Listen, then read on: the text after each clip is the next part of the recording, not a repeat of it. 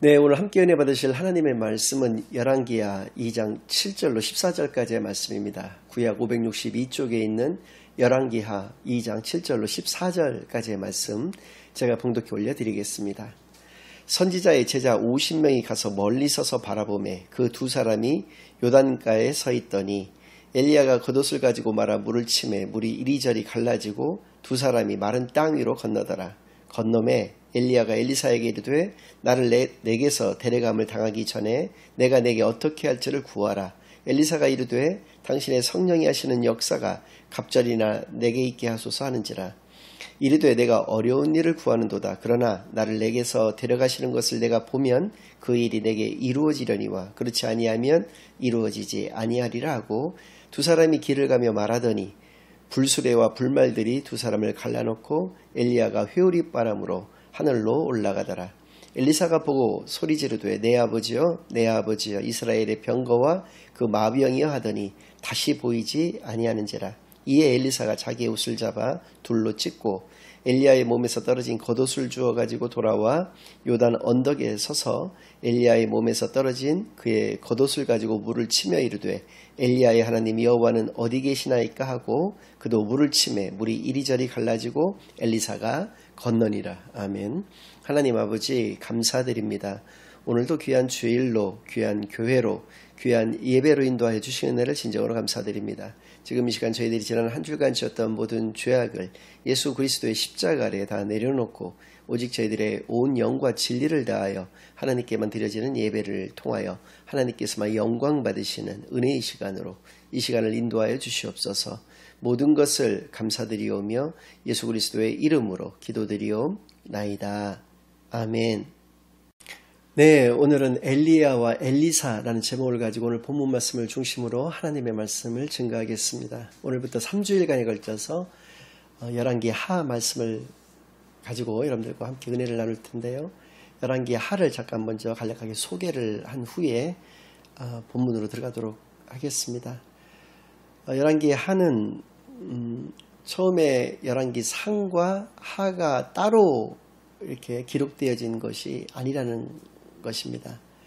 예전에는 하나님의 말씀을 양피지에 기록을 했었는데요. 이 양피지가 내용이 좀 많다 보니까 굉장히 너무 두껍게 된 것이죠. 그래서 나중에 후대에 이것을 분책을 해서 열왕기상과 하로 나눠지게 된 것이고요. 구약성경에 상하로 나눠진 성경들은 모두 다 이렇습니다. 예를 들어서 사무엘 상하도 한 권의 책이었던 것이 분책이 되어진 것인데요. 이것이 의미하는 바는 우리가 열왕기 하만을 따로 떼어놓고 읽고 그것에 대해서 묵상해서는 안 된다는 것이죠. 반드시 열왕기 하를 우리가 잘 이해하기 위해서는 열왕기 상부터 읽어나와야 된다라고 하는 것을 의미하는 것이기 때문에 이것을 하나의 성경으로 보아야 된다라는 것을 먼저 기억을 해야 될 것이고요. 또 열왕기서이기 때문에 10명의 왕들의 이야기로 혹시 오해를 하고 계시는 분들이 있을 수가 있습니다. 히브리 말로 왕을 멜렉이라고 하거든요. 그래서 복수는 뒤에 힘이라고 하는 말이 붙어가지고 히브리어 성경의 제목은 멜라킴이 되겠습니다. 즉 왕들이라고 하는 의미거든요. 그래서 많은 왕들의 이야기, 그 열자가 많다라고 하는 의미를 가지고 있기 때문에 많은 왕들의 이야기입니다. 그래서 영어 성경도 그냥 단순하게 킹스 이렇게 되어 있고요. 그래서 40명의 왕들의 이야기와 12명의 선지자들의 이야기, 그것이 열왕기서의 이야기가 되는 것입니다. 바벨론 포로기에 기록되어졌다라고 말씀을 드렸고요. 그 구조를 보면 어느 시기부터 어느 시기까지 기록되어져 있는 것을 알 수가 있는데 결론적으로 말씀을 드리면 솔로몬 왕의 시대로부터 바벨론 포로기까지의 기록이기 때문에 약 400년간의 역사가 되는 것인데요. 크게 세 부분으로 나눌 수가 있습니다. 이것이 열왕기서의 구조가 되겠는데 첫 번째는 솔로몬 왕에 대한 기록입니다. 이것이 열왕기상 1장부터 11장까지의 내용이 되겠고요. 두 번째는 북이스라엘이 멸망할 때까지의 기록이 두 번째 부분이 되겠는데 열왕기상 18장부터 열왕기하 17장 열왕기상 12장부터 열왕기하 17장까지의 내용이 그것입니다. 세 번째가 남유다가 멸망할 때까지의 기록이 되겠고요. 이것이 열왕기하 18장에서부터 마지막 25장까지의 내용입니다. 기록자는 미상입니다. 예레미야라는 설도 있고 하지만 미상인 것이 가장 일반적인 견해가 되는 것인데요. 다만 신명기적 역사학자들에 의해서 기록되어진 성경이다라고 하는 것이 일반적인 학설이 되겠습니다. 또 1차 독자는 누구였는가? 지난 시간에도 말씀드렸지만 당시에 이스라엘 민족들은 세 부류가 있었는데요. 첫 번째는 바벨론으로 끌려간 상류층이죠. 부류가 있었고요. 또 하류층들은 그 가나안 땅에 남겨진 사람들이 있었고요. 중간에 어중간한 그런 사람들은 주로 애굽을 중심으로 도망친 사람들이었습니다. 이 세 부류가 1차 독자였다는 것이죠. 그래서 그 내용은 이런 것입니다. 이스라엘은 하나님의 나라, 이스라엘 민족은 하나님의 백성. 그런데 왜 우리가 멸망할 수밖에 없었는가? 라는 것이죠. 이 물음에 대한 답이죠. 이 질문에 대한 답. 또는 우리에게 그러면 앞으로 소망이 있는가? 우리가 하나님의 자녀로서 다시 회복될 수가 있겠는가? 라고 하는 것이 또 하나의 질문이었고요. 이거에 대한 답을 찾아나가는 것이 바로 그 역사, 400년간의 역사를 통해서 거기서 이루어졌던 어떤 모습들, 또 하나님의 말씀들, 이런 것들을 중심으로 그 답을 찾고자 했던 것이 열왕기서의 기록 목적이자 주제가 되는 것이고요. 솔로몬 왕으로부터 시작되었다라고 하는 것이 하나의 단서가 되는 것입니다. 솔로몬 왕의 노년에 그가 이방 여인들을 사랑하여 우상숭배에 큰 죄악을 저지른 것으로 말미암아서 분열왕국의 시대가 열리게 되었고 그것이 결국은 멸망의 길에 이르렀다라고 하는 것이 열왕기서가 우리에게 주시고자 하는 그러한 말씀이었던 것을 우리가 반드시 기억을 하기를 바라겠고요. 오늘 본문 말씀을 통해서 두 분의 선지자가 등장을 합니다. 엘리야와 엘리사가 각각 그분들인데요.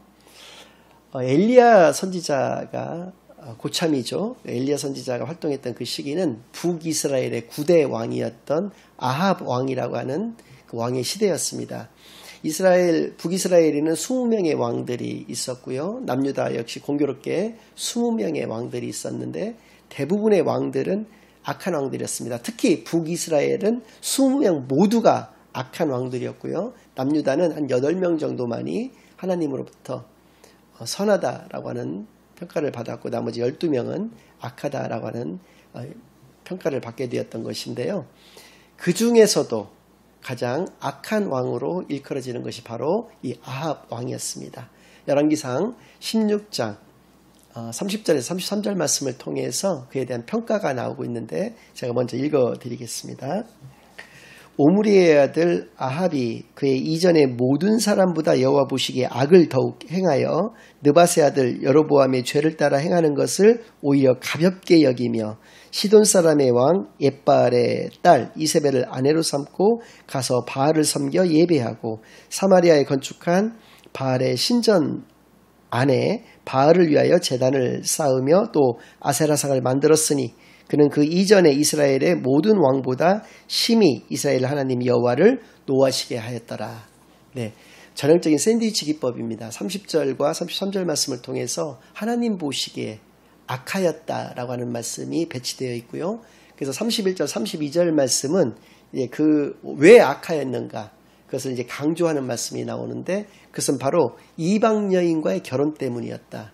그리고 보다 더 중요했던 것은 그 결혼을 통해서 그가 그 이방 여인이 섬겼던 바알과 아세라를 섬겨서 신전을 만들고 또 거기서 예배를 했다라고 하는 것을 말씀을 하고 있으신 것이죠.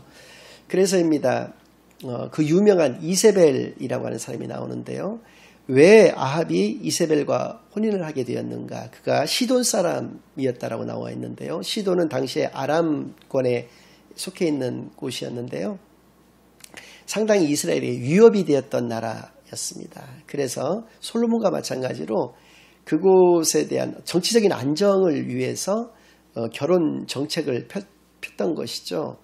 그런데 그것이 가장 하나님께서 싫어하시는 우상숭배의 가장 대표적인 형태라고 말씀을 드렸는데, 그러니까 인간의 계략, 인간의 계획이 하나님의 뜻과 하나님의 말씀보다 우선했던 그러한 죄악이었다는 것이죠. 그가 포악한 성품을 가지고 있어서 악했다는 것이 결코 아닙니다. 이렇게 하나님의 말씀에 순종하지 않았고 자기의 꾀를 믿고 자기의 지혜를 믿었던 그 죄악 때문에 가장 악한 모든 왕들보다 가장 악한 왕이었다라고 평가를 받게 되었다라고 하는 것이죠. 그가 포악하지 않았다는 것을 어디서 알 수 있느냐면 나봇의 포도원 사건을 통해서 알 수 있습니다. 아하방 그 궁전의 바로 앞에 나봇의 포도원이 좀 있었는데요. 그 나봇이라는 사람을 어느 날 부릅니다. 죄송합니다. 왜냐하면 그 나봇의 포도원을 넓혀서 그러니까 궁전의 정원을 이렇게 확장을 시키게 되면 훨씬 더 그게 보기 좋고 자기가 거닐기에도 너무나 행복할 것 같아서 그것을 사기로 마음을 먹고 그를 부릅니다.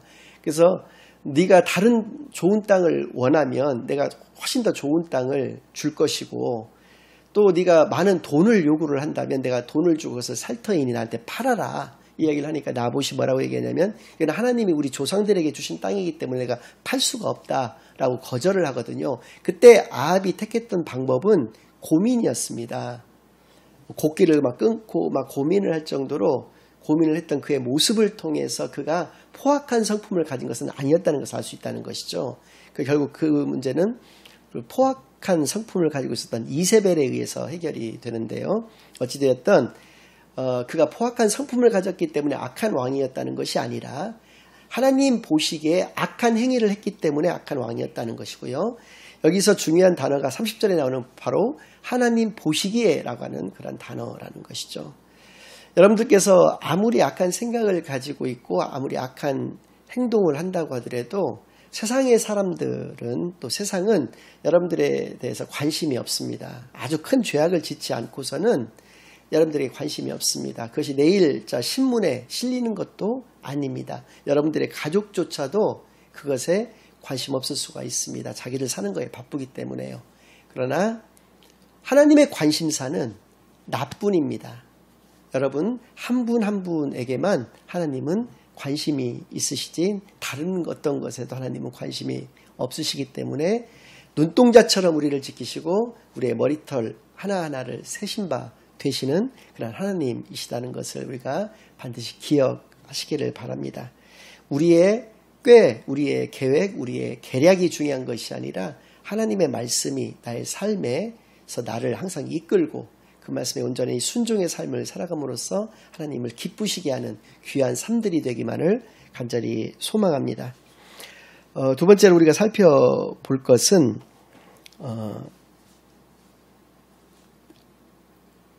하나님께서 이렇게 아합 왕이 가장 악한 왕이라고 말씀을 드렸는데 그러면 가만히 손 놓고 계셨는가라는 것이죠. 하나님께서 하셨던 일은 무엇인가? 그것은 이렇게 가장 악한 시대에 가장 능력 있는 선지자들을 보내주셨다는 것이죠. 성경 역사상 가장 기적의 시대라고 일컬어지는 세 시대가 있었습니다. 바로 첫 번째 모세의 시대가 그것이고요. 두 번째는 예수님의 시대였었습니다. 세 번째가 바로 이 엘리야와 엘리사의 시대가 가장 많은 이적들이 나타났던 그런 시대였습니다.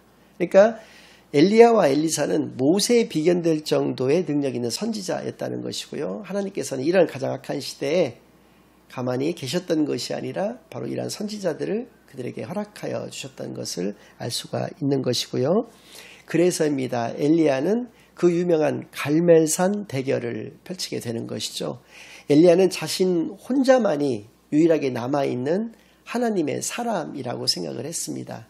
그래서입니다. 바알을 섬겼던 제사장들 450명, 또 아세라를 섬겼던 제사장 400명 등 850명의 제사장을 갈멜산으로 모이게 했습니다. 아합 왕의 허락을 받아서 그래서 1대 850의 대결이 그때 펼쳐지게 되는데요. 각각 송아지 한 마리씩을 잡아서 각을 떠서 제단 위에 놓고 각자의 신에게 기도를 하자는 것입니다. 그래서 불이 내려와서 그것을 태우는 신만이 진정한 하나님이시다라고 인정을 하자라고 하는 그런 대결을 펼치게 됐던 것이죠. 먼저 바알과 아세라를 섬겼던 제사장들이 시작을 합니다. 850명의 기도 소리가 얼마나 컸겠습니까? 그러나 인간이 만든 신이었던 바알과 아세라가 대답할 리는 없었던 것이죠.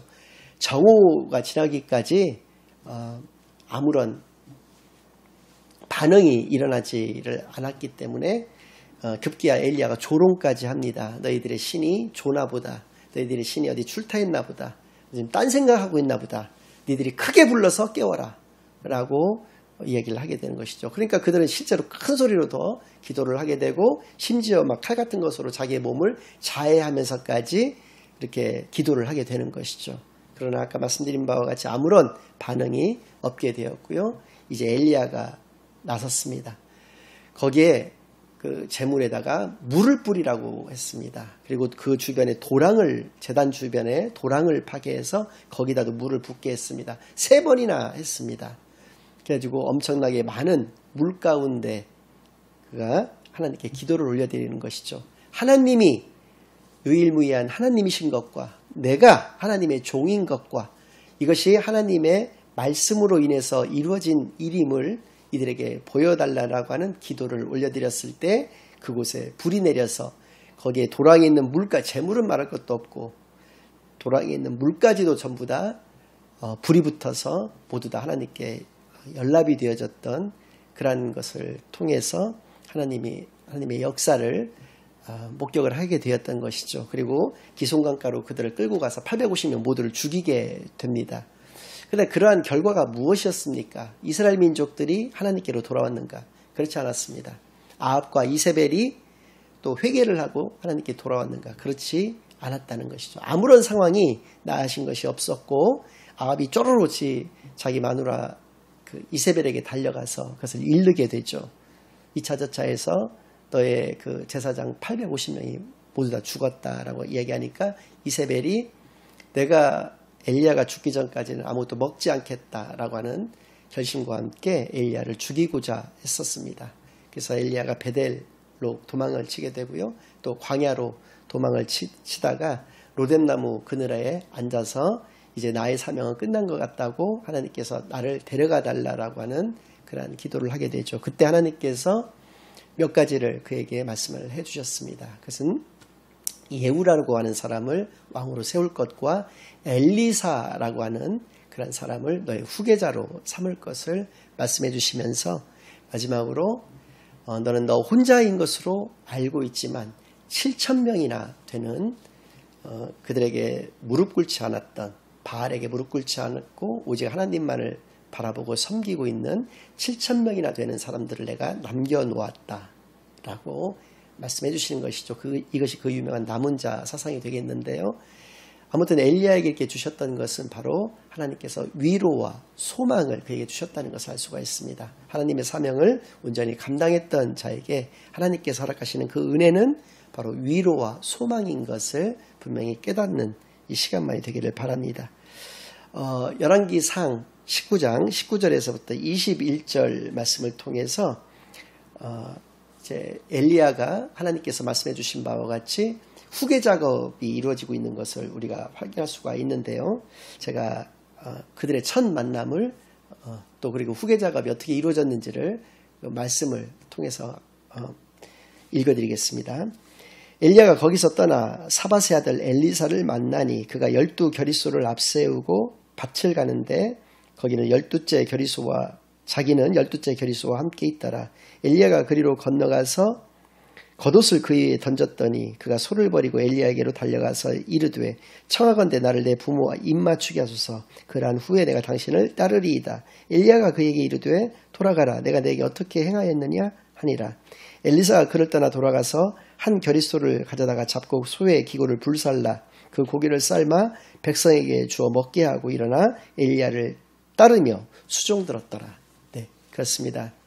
엘리야가 엘리사를 찾아가죠. 그때 그는 무엇을 하고 있었냐면 12겨리소를 끌고 그의 밭을 갈고 있었습니다. 그가 농부였다는 것을 알 수가 있고요. 특별히 분홍이었던 것을 알 수가 있는 것이 바로 12겨릿소라고 하는 이 표현입니다. 한 겨릿소는 2마리의 소가 이끄는 농사를 짓는 도움이죠.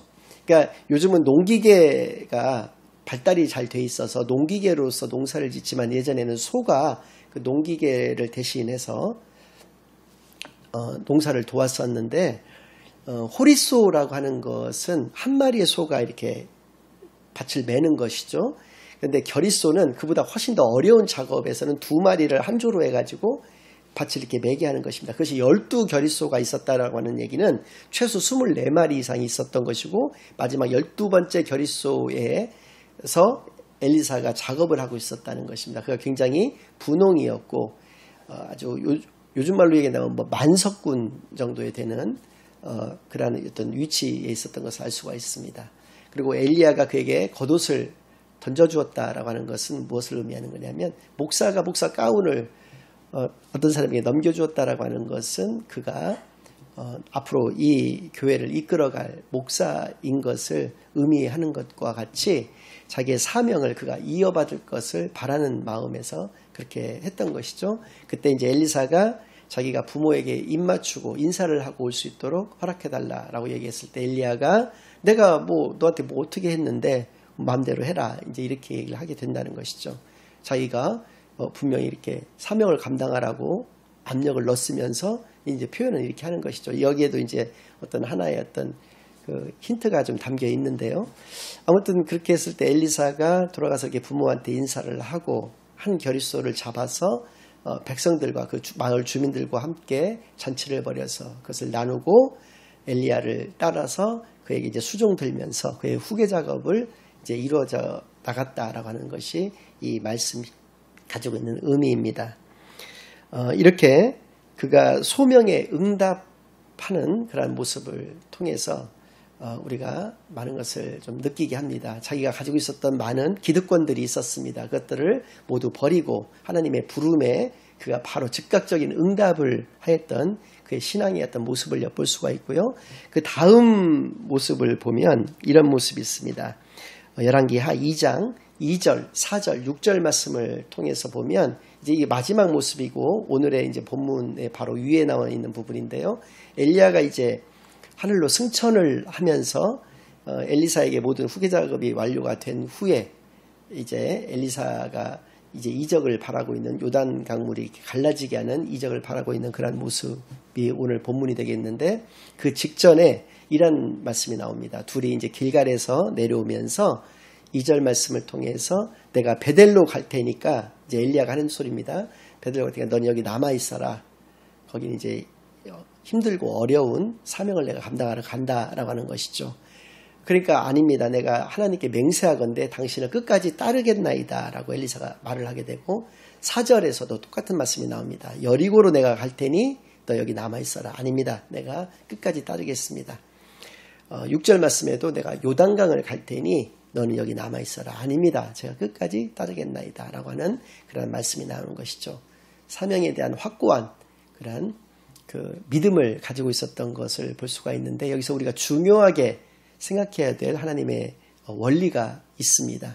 그것은 바로 하나님께서는 절대로 강제로 우리에게 일을 맡기시지는 않는다는 것이죠. 우리가 그 사명을 자발적으로 감당하기를 원하신다라고 하는 것을 알 수가 있는 것이죠. 분명히 이 길은 험한 길이다라고 하는 것을 분명히 엘리사도 알고 있었음에도 불구하고 하나님의 부르심에 응답했습니다. 그리고 그러한 후계 작업들에 있어서도 곧 엘리야가 승천할 거라는 것도 알고 있었기 때문에 끝까지 그를 함께 해서 모든 것을 그리고 여기 오늘 말씀에 나와 있는 바와 같이 그가 가지고 있었던 성령의 갑절이 자기에게 임하기를 그렇게 기도했었던 것이죠. 그러니까 성령의 역사가 이러한 사명을 감당하는 데 있어서 모든 것이다 라는 것을 그는 깨달았다는 것이죠. 인간의 생각과 인간의 지혜는 하나님의 사명을 감당할 수가 없다라고 하는 것을 분명히 그가 알았고 자발적으로 이것을 행했던 엘리사의 우리가 신앙의 한 단면을 분명히 볼 수가 있게 되는 것입니다. 하나님께서 우리에게 건강을 주셔야만 되는 이유, 우리에게 부를 허락하여 주셔야만 되는 이유, 우리에게 능력을 허락해 주셔야만 되는 이유는 무엇이겠습니까? 왜 우리에게 하나님께서 건강을, 부를, 또 능력을 허락하여 주셔야 되겠느냐라는 것이죠. 그것은 하나님께서는 우리를 사랑의 파트너로 삼으셨다는 것이죠. 그것도 자유의지에 의한 그러한 사랑의 파트너를 삼아주셨던 것을 알 수가 있습니다. 그래서입니다. 사랑의 속성은 바로 자발적으로 하는 것을 의미한다. 크리스찬의 사랑의 속성은 어떠한 것이겠습니까? 바로 내가 가진 그리스도의 사랑을 자발적으로 나누는 것, 그것이 바로 크리스찬의 사랑의 속성인 것을 분명히 깨닫게 되시기만을 바라겠고요. 엘리사에게는 이러한 신앙적 결단과 모습이 있었던 것을 기억하시길 바랍니다. 이렇게 그가 소명에 응답하였을 때 하나님께서는 사인을 주셨던 것이 바로 이 2장 2절, 4절, 6절 말씀입니다. 그들이 행했던 그 베델과 그 다음에 여리고와 요단은 바로 하나님께서 여호수아가 가나안을 정복하였을 때 그 코스 그대로입니다. 그것이 의미하는 것은 여호수아는 가는 곳마다 승리하였습니다. 그에게 승리의 그런 신앙을 하나님께서 허락하여 주셨던 그 은혜를 이들에게도 특별히 엘리사에게 그것을 베풀어 주시겠다라고 하는 것을 의미하는 것을 우리가 깨닫게 되기를 바랍니다. 우리가 소명에 응답하였을 때 하나님께서는 그에 합당한 은혜를 우리에게 허락하신다는 것, 이것을 반드시 기억하시는 시간이 되기를 바라겠고요. 우리 인간의 속성을 한번 생각을 해봐야 될 것입니다. 두 가지를 꼽을 수가 있는데요. 첫 번째는 무책임입니다. 책임을 회피한다는 것이죠. 그래서 가끔 우리나라에서도 보면 어떤 국가적인 큰 사건이 터졌을 때 아무도 그것에 책임을 지지 않는다는 것이 그런 어떤 비판의 어떤 목소리를 내는 경우가 있는데요. 그것은 인간의 속성을 생각해 봤을 때 너무나도 당연한 것입니다. 이리저리 빠져나갈 구멍들을 다 마련해 놓고 빠져나가기에 급급하지 그것을 책임지는 사람은 많지 않다. 그것은 바로 인간의 속성 때문이라는 것이고요. 두 번째는 어떤 문제가 터졌을 때 핑계와 변명에 급급하다는 것이죠. 즉 탓을 나 외에 다른 곳으로 돌린다는 것이죠. 남 탓을 한다는 것을 의미합니다. 그렇다면 우리 크리스찬의 속성은 어떤 것이어야 되겠느냐라는 것이죠. 이와는 반대돼야 되는 것이죠. 즉 우리는 모든 문제의 탓을 나에게로 돌려야 된다라는 것을 의미하는 것입니다. 내 탓이라는 그런 생각에 그런 또 어떤 그 문제의 해결 방법에 나오는 것이 무엇입니까? 바로 회개라는 것이죠. 하나님께서 가장 기뻐하시는 것, 하나님께로 돌아오는 그 회개라는 것을 깨닫게 되기를 바랍니다. 또 우리가 하나님의 자녀로서의 마땅한 그러한 책임의식, 그것은 무엇입니까? 하나님이 우리에게 주신 소명, 그 사명을 감당하는 것입니다. 그 사명은 무엇입니까? 바로 우리가 믿음과 사랑의 삶을 살아가는 것, 그것인 것을 깨닫게 되기를 바랍니다. 그래서입니다. 내가 불행하다라고 느껴지는 크리스찬들이 있을 수가 있습니다. 왜 나는 아빠 찬스를, 엄마 찬스를 쓸 수 없는 저런 부모님 밑에서 자라나서 이렇게 공부를 잘하는데도 나에게 내가 원하고자 진학하고자 하는 그 대학을 보내줄 수가 없고 나를 이렇게 뒷바라지를 해주지를 못해서 내가 요 모양 요 꼴로 살아갈 수밖에 없는가? 하나님은 나를 너무 미워하시는 것이 아닌가? 이런 생각을 할 수가 있다는 것이죠. 내가 결혼했던 저 배우자는 왜 보통의 배우자 같이 나를 사랑해 주지를 않고 저렇게 악한 일만을 고르면서 이렇게 행하면서 살아갈까라는 생각 가질 수가 있습니다. 그래서 하나님이 나를 미워하시는구나 라는 생각을 가질 수가 있다는 것이죠. 또 내 자녀들은 왜 저렇게 망나니들일까? 다른 자녀들은 그렇게 부모 말도 잘 듣고 곧잘 커주는데 왜 우리 아이들은 저 모양일까? 하나님이 나를 너무 미워하시는구나 라는 생각을 할 수가 있는 것이죠. 과연 그렇겠는가? 라는 것을 앞에 드렸던 말씀을 통해서 생각해야 되는 시간이 되기를 바랍니다. 나를 미워하시는 것인지 하나님은 나를 믿으시는 것인지를 생각할 수 있는 시간이 되길 바랍니다. 내가 하나님의 자녀로서의 세상의 빛과 소금의 역할을 감당할 수 있을 것을 하나님께서 나에게 믿고 나에게 이런 상황과 이런 사람들을 붙여주신 것은 아닌가. 그래서 내가 하나님의 자녀로서의 참되고 복된 삶을 널리 증거하고 전파하는 그런 사명을 온전히 감당할 수 있는 그러한 사람으로 믿고 계시는 것은 아닌가라는 것을 우리 엘리사의 어떤 신앙의 모습, 또 엘리야의 신앙의 모습 등등을 통해서 깨닫게 되어지는 귀한 시간만이 되기를 예수 그리스도의 이름으로 간절히 축원합니다. 아멘. 이제는 우리 주 예수 그리스도의 은혜와 아버지 하나님의 극진하신 사랑과 성령 하나님의 내주인도 역사 교통하심이 하나님의 자녀로서의 올바르고 참된 귀한 믿음과 사랑의 삶을 또 회개의 귀한 삶을 살아가기로 다짐하고 결심하고 돌아가는 모든 사랑하는 주의 자녀들과 그 가정 위에 그들의 생업 위에 이제로부터 영원까지 항상 함께 있을지어다. 아멘.